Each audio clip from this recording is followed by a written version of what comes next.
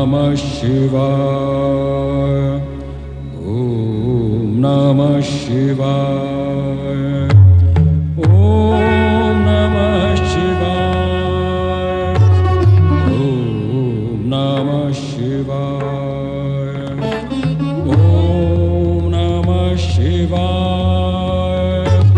ओम नमः शिवाय। ओम नमः शिवाय। ओम नमः शिवाय। ओम नमः शिवाय। ओम नमः शिवाय। ओम नमः शिवाय।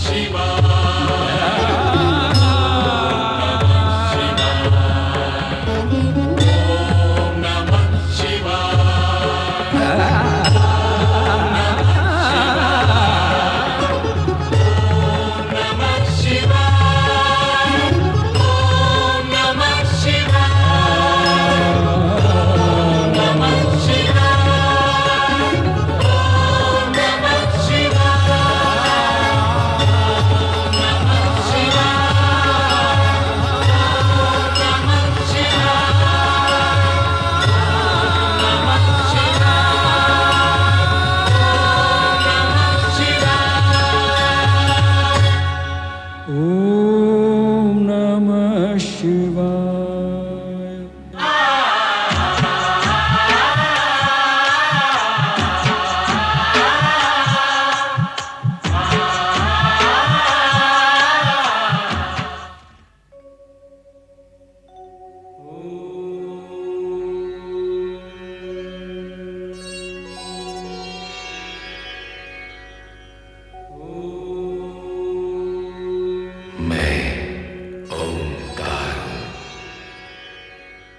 मैं तो तब की बात कर रहा हूं जब न दिन था न रात, जब न धरती थी न आकाश, जब न सूर्य था न चंद्रमा, न ऊंचाई थी न नीचाई। ये समय और भूमंडल के जन्म से बहुत पहले की बात है। तब केवल एक शून्य था। प्रकाश और अंधकार दोनों ही एक क्षितिजों के साथ। इस शून्य का कोई रंग नहीं था, क्योंकि रंगों ने तो बहुत बाद में जन्म लिया। मैं उस शून्य का परिचय कैसे करूं? क्योंकि परिचय शब्दों की मांग करता है, और मैं भाषाओं के बनने से पहले की बात कर रहा हूं। तब की बात जब कुछ नहीं था, कुछ भी नहीं था, बस एक स्वर था जो सन्नाटे के उस अथाह सागर में बह रहा था। सन्नाटा जिसका न कोई रंग न रूप, उसके विषय में तो सोचना ही संभव नहीं, क्योंकि सोच तो सीमित है, समय की डोरी से बंधी हुई, ब्रह्मांड की सीमा रेखा के पार जा नहीं सकती। इसलिए हे मानव जाति, अपनी सोच की चौखट पर बैठकर और आंखें बंद करके देख, और मन के कान लगाकर सुन। मैं आदिनाथ हूं, आदिस्वर हूं, आदिफल हूं। मैं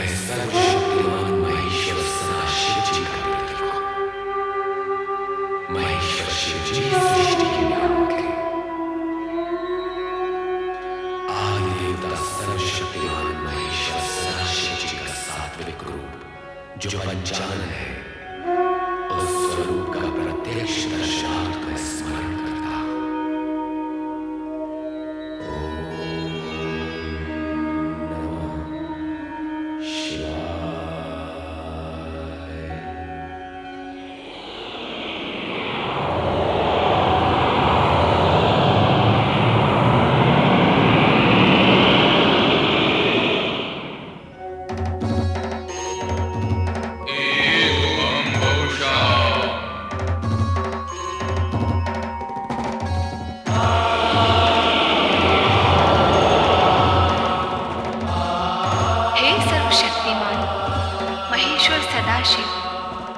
शिवा का प्रणाम स्वीकार करें।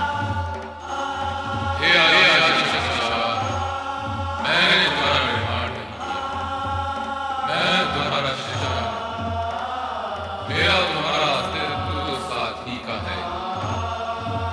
तुम मुझ में हो और मैं तुम में, तुम्हारे बिना तो हो ही नहीं सकता। अतः मैं तुम्हें सादर प्रणाम करता हूँ। हे सर्वशक्तिमान। हाँ, मैं शक्तिमान तो हूँ, किंतु मेरा शक्तिमान होना ही तो तुम्हारे होने का प्रमाण है। यदि तुम न होती तो मैं शक्तिमान कैसे होता? अतः हे शिवा, न तुम्हारे बिना मेरा संभव है, न मेरे बिना तुम्हारा होना। और इस होने और ना होने के बीच क्या है? होने और न होने के बीच है जो होने वाला है। ओम के अंकुर स्वर के बीच। हे सर्वशक्तिमान, तो ये बताइए अब हम क्या करें? क्योंकि यदि आकार लिया है तब तो कर्म करना ही होगा। तो पहले कर्म की परिभाषा बनाएं।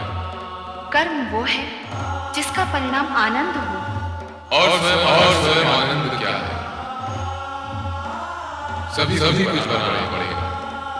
सुख, दुख, आनंद, प्रकाश, अंधकार, जीवन, मृत्यु। इस शून्य को भरना पड़ेगा। तो आइए निर्माण कार्य आरंभ करें। आरंभ अर्थात ना होने से होने का अंकुर फूटना आरंभ है शक्तिमान। तो एक और शब्द आरंभ अकेला क्यों नहीं? आरंभ और अंत। तो इस नवीन शब्द अंत की परिभाषा? अंत की परिभाषा आरंभ बनाएगा। तो हे सर्वशक्तिमान, आरंभ का कार्य आरंभ करो, जिससे मैं अंत का अर्थ समझ सकूं। तो आइए निर्माण कार्य आरंभ करें। एवं बहुशः।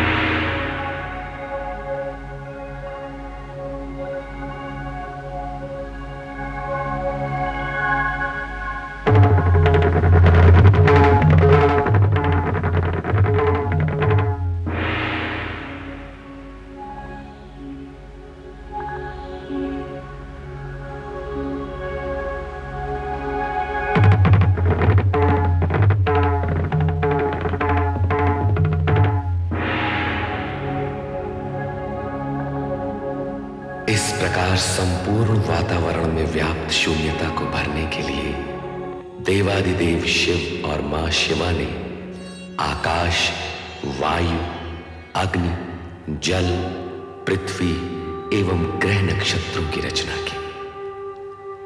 तत्पश्चात स्वयं की रचाई गई आनंदपूर्ण इन रचनाओं के परमाणुओं में लय, ताल, स्पंदन और गति को संतुलित रखने तथा सृष्टि में कल्याणकारी तत्वों का समावेश करने के लिए प्रथम 6 रागों भैरव, श्री, बसंत, मेघ, मल्हार व नट नारायण का सृजन किया।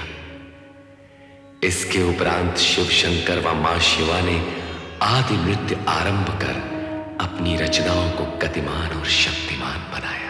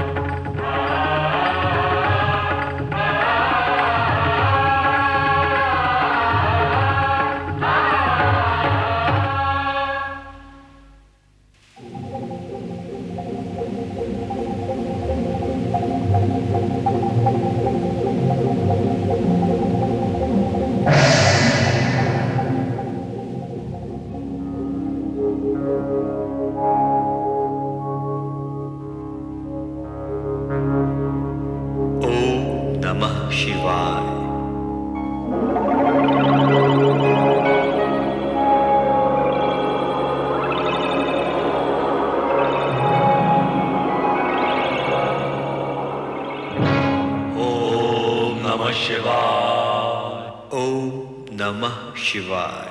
हम कौन हैं? हमारा जन्मदाता कौन है?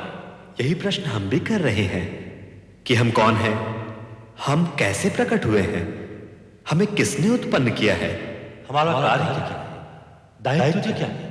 हमारे मन में भी ये इच्छा जागृत हो रही है कि हमारा कर्म और कर्तव्य क्या है।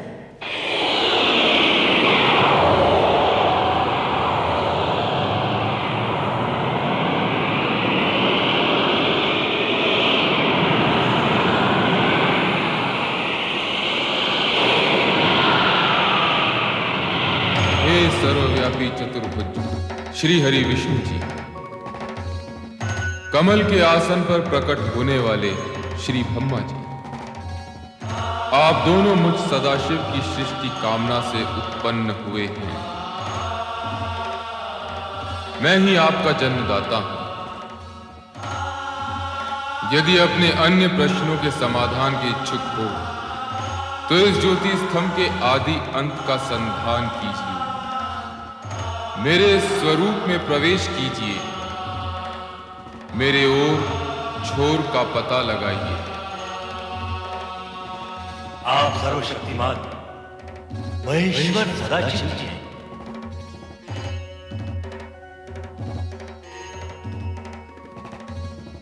ये ज्योति स्तंभ आप ही का स्वरूप है, तो हम इसमें प्रवेश करके इसके आदि अंत का अन्वेषण करेंगे।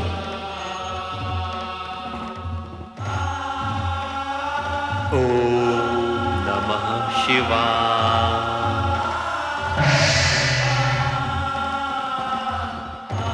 जय विष्णु जी, आप इस ज्योति स्तंभ के नीचे की छोर का संधान कीजिए। और ब्रह्मदेव, आप इसके ऊपरी छोर का पता लगाइए। अवश्य अवश्य श्री हरि विष्णु जी।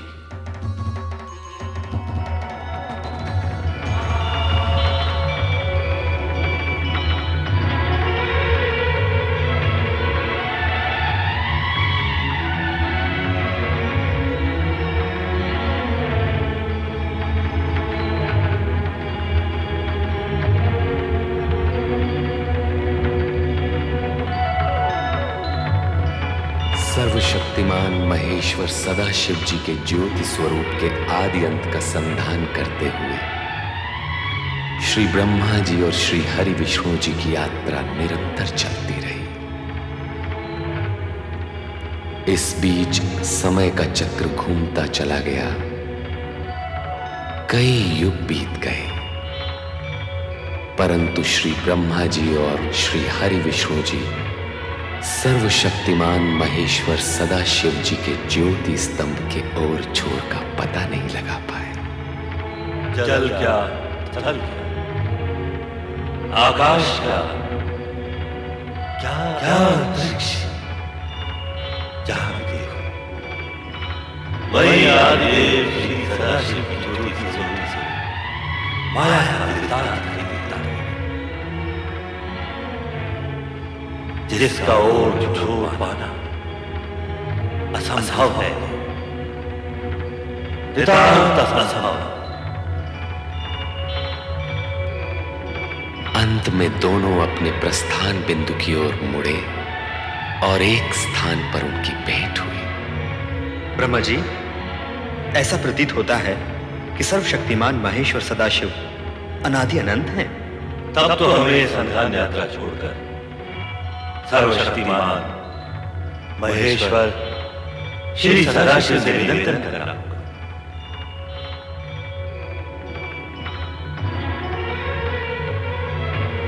हे अनादि अनंत सर्वशक्तिमान महेश्वर सदाशिव, आपका ज्योति स्वरूप अपरंपार है। हम आपके आदि अंत का पता लगाने असमर्थ हैं। हे ज्योति स्वरूप सर्वशक्तिमान महेश्वर सदाशिव जी, आप हमें अपने स्वरूप का ज्ञान कराइए। श्री ब्रह्मा जी, श्री हरि विष्णु जी, मुझसे ही उत्पन्न आप दोनों अब तक मेरे स्वरूप से अनभिज्ञ हैं, परिचित नहीं हैं, अपरिचित हैं। मेरी ज्योति में पहुंचकर भी आपके अंतर का अंधकार दूर नहीं हुआ। इस अंधकार को मिटाने के लिए हमें क्या करना होगा सदाशिव जी?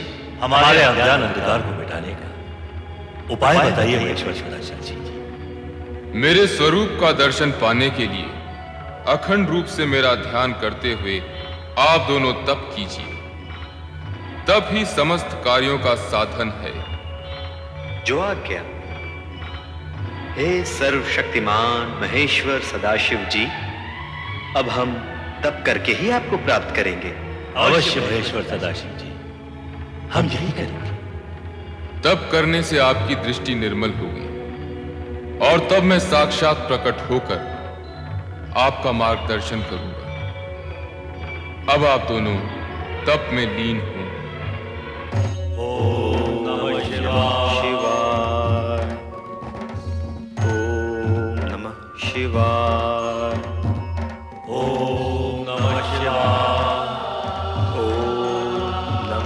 शिवाय। ओम नमः शिवाय। ओम नमः शिवाय। ओम नमः शिवाय। ओम नमः शिवाय। ओम नमः शिवाय। ओम नमः शिवाय। ओम नमः शिवाय। ओम नमः शिवाय। ओम नमः शिवाय। ओम नमः शिवाय। ओम नमः शिवाय। ओम नमः शिवाय। ओम नमः शिवाय।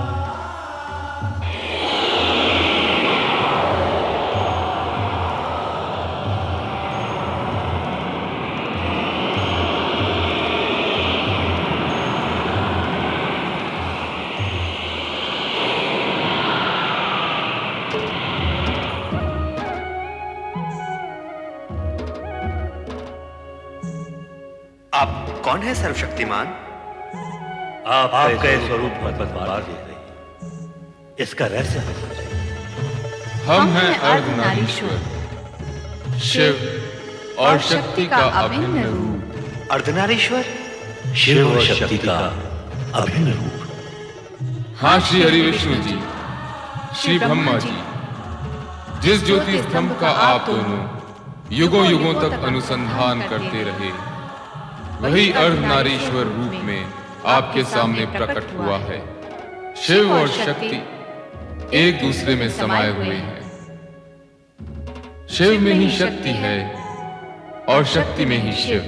आदिदेव सर्वशक्तिमान महेश्वर सदाशिव और आदिशक्ति मां शिवा के अर्धनारीश्वर रूप को प्रणाम। हमारा तप सफल हुआ। आपके दर्शन पाकर हम धन्य हुए। एको हम बहुश्याम।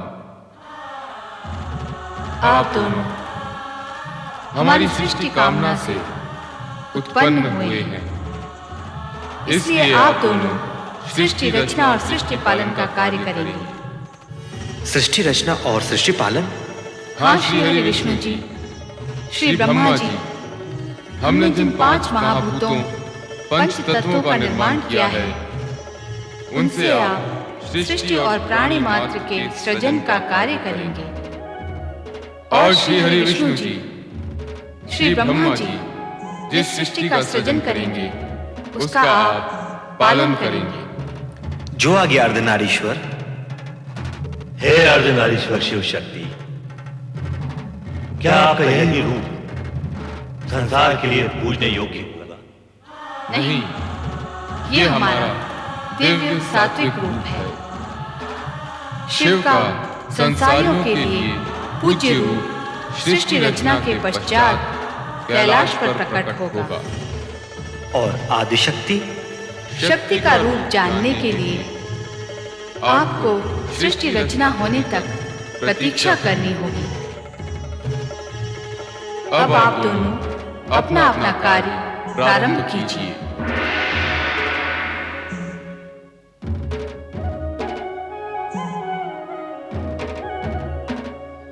श्री ब्रह्मा जी, अब आप ब्रह्मलोक में स्थित होकर सृष्टि रचना का कार्य प्रारंभ कीजिए। अवश्य श्री हरि विष्णु जी।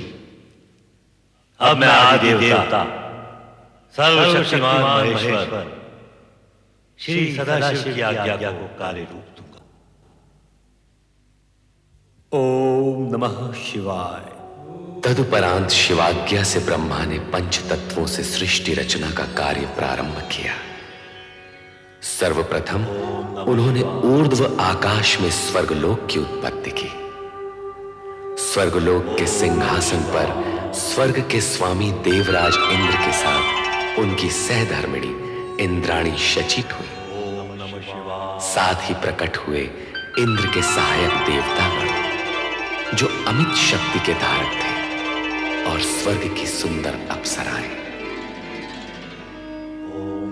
स्वर्ग रचना के पश्चात ब्रह्मदेव ने 7 समुद्रों से घिरी सप्तद्वीप पृथ्वी की रचना की। ये पृथ्वी पर्वतों, वृक्ष, लताओं और झरनों से पूर्ण थी। पृथ्वी पर भांति भांति के जीव जंतु, पशु पक्षी वन प्रदेशों में प्रकट हुए। स्वर्गलोक तथा पृथ्वी लोक की रचना के पश्चात ब्रह्मा ने पाताल लोक तथा नरक की स्थापना की। पाताल लोक के साथ ही वहां रहने वाले असुरों की उत्पत्ति हुई।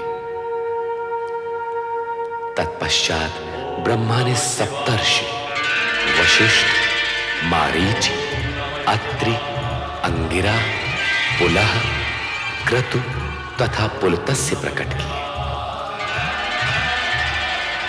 ओम नमः शिवाय। ओम नमः शिवाय। ओम नमः शिवाय। ओम नमः शिवाय। ओम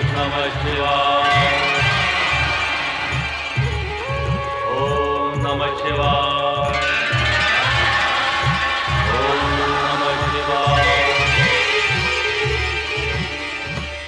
ओम नमः शिवाय। ओम नमः शिवाय। ओम नमः शिवाय। ओम नमः शिवाय।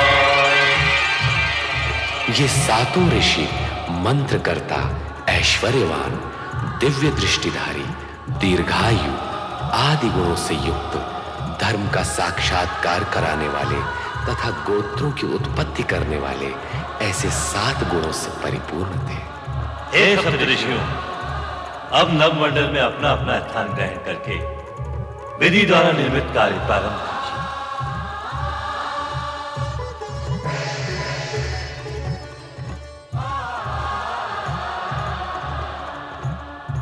ओम नमः शिवाय।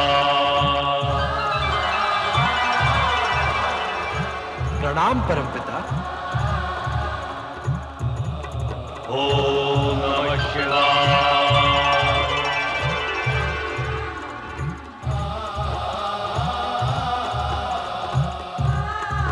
हमारे लिए क्या आज्ञा है ब्रह्मदेव? कामदेव, तुम्हारा कार्य होगा जुगलों में कामेच्छा उत्पन्न करना। और वसंत, तुम प्रकृति में सौंदर्य प्रकट करोगे। सृष्टि की रचना के लिए यह अति आवश्यक अंग है।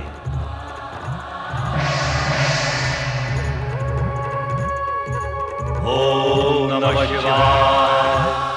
नारायण नारायण। नारद अपने मानस परमपिता ब्रह्मा जी को प्रणाम करता। आयुष्मान भव नारद।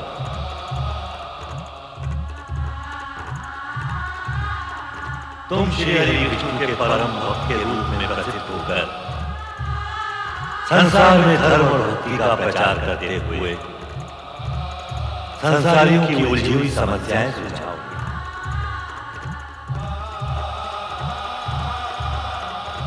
नारायण नारायण। ओम नमः शिवाय। ओम नमः शिवाय शिवाय। ओम नमः शिवाय।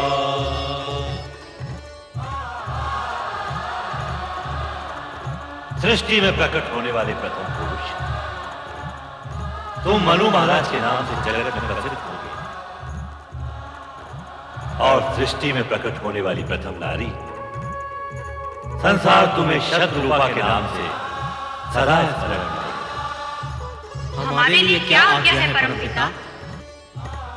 आप दोनों वैदिक तथा सनातन धार्मिक विधि के अनुसार एक दूसरे को पति पत्नी के रूप में स्वीकार करके मैथुनी सृष्टि द्वारा प्रजोत्पत्ति का कार्य प्रारंभ कीजिए। जैसी आपकी आज्ञा परमपिता। ओम नमः शिवाय।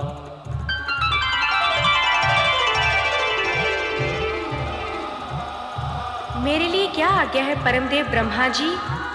संध्या, तुम मनुष्यों में यज्ञ हवन की रुचि जगाने, इष्ट देवों तथा पितरों के प्रति आराधना का माध्यम बनने के लिए प्रकट हुई। तुम धर्म ऋषि के आश्रम में स्थान ग्रहण करो। जैसी आज्ञा परम देव की। ओम नमः शिवाय। हे सदाशिव, आपकी इच्छा से ही हम ब्रह्मा विष्णु उत्पन्न हुए। सारी सृष्टि समष्टि प्रकट हुई। आप ही समस्त ज्ञान विज्ञान, कला नृत्य, संगीत और विद्याओं के आदि स्रोत हैं।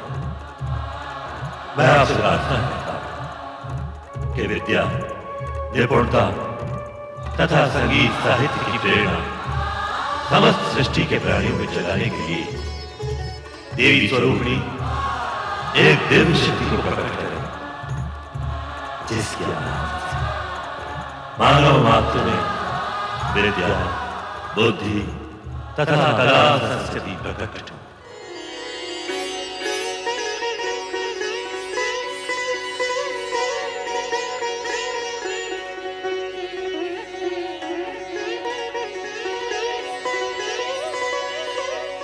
हे सृष्टि के सृजनकर्ता ब्रह्मा जी, आपकी तथा सदाशिव की इच्छा से मैं वीणा पाणी सरस्वती आपके सन्मुख प्रकट हुई हूँ। मेरे लिए क्या आज्ञा है? हे महादेवी सरस्वती, इस सृष्टि में कला, संगीत, ज्ञान विज्ञान एवं समस्त विद्याएं तुम्हारी उपासना से सिद्ध होंगी। जिज्ञासा ही मानवता को विद्या प्रदान करती है। मेरी यही कामना है। सृष्टि के सृजनहार ब्रह्मा जी की इच्छा का आदर अवश्य करूंगी। इस प्रकार ब्रह्मा सृष्टि की रचना में इतने आत्मविभोर हो गए कि वे अपने मानस में उत्पन्न अपने पुत्र दक्ष को प्रकट करना सर्वथा भूल गए। तब स्वयं दक्ष ने पीड़ित होकर ब्रह्मा को कठोर शब्दों में स्मरण कराया। मुझे भी प्रकट कीजिए परमपिता। आप अपने पुत्र दक्ष को उत्पन्न करना कैसे भूल गए? परमपिता, आपके मन में मेरा उद्भव हो चुका है। मैं अपने बाहर आने का मार्ग खोजते खोजते आपके चरण के अंगुष्ठ तक आ पहुंचा हूं। मुझे भी प्रकट कीजिए परमपिता, मुझे भी प्रकट कीजिए। दक्ष, मैं अपने से उत्पन्न मानस पुत्र पुत्रियों को देखने में ऐसा विभोर हुआ कि तुम्हारा ध्यान ही नहीं रहा।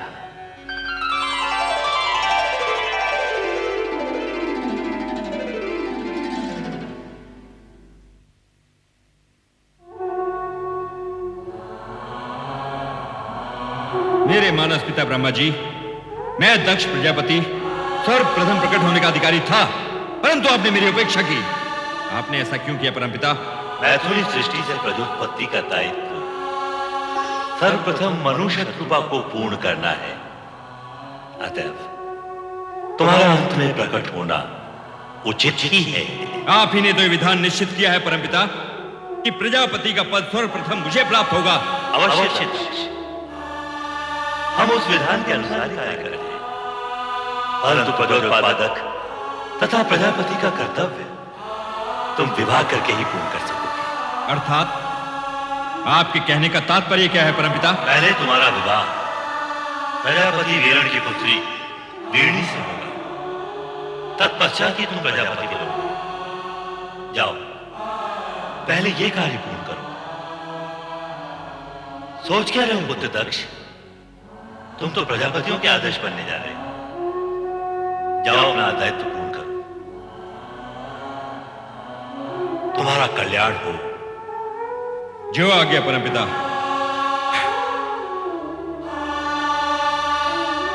ओम नमः शिवाय।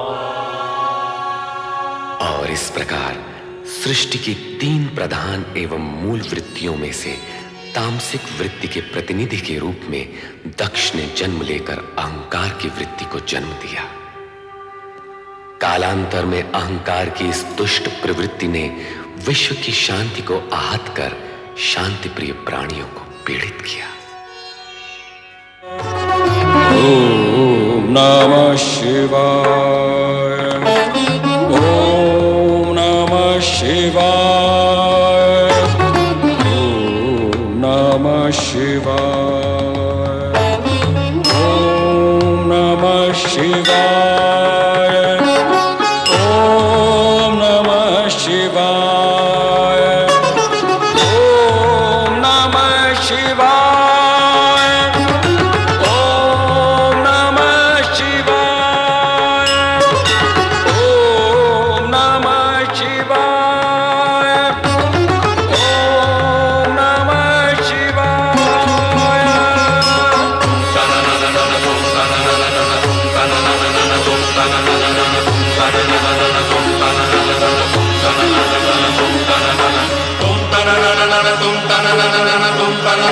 तुम तन तुम तन तुम तन